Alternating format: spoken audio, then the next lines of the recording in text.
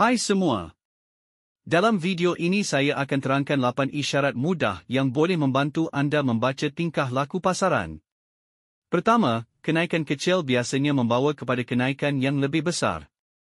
Simpan dulu, jangan cepat panik.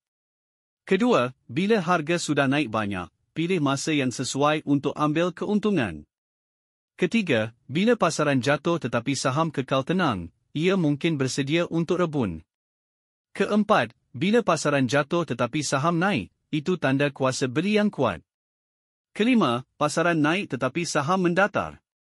Itu petanda ia mungkin tidak cukup kuat. Keenam, pasaran naik tetapi saham jatuh. Hati-hati, itu tanda tekanan jualan. Ketujuh, harga jatuh laju tetapi volum kecil menunjukkan pembetulan biasa, bukan panik jualan. Kelapan, harga jatuh perlahan dengan volum tinggi biasanya menunjukkan pelabur besar sedang keluar perlahan-lahan, jadi lebih baik kurangkan risiko.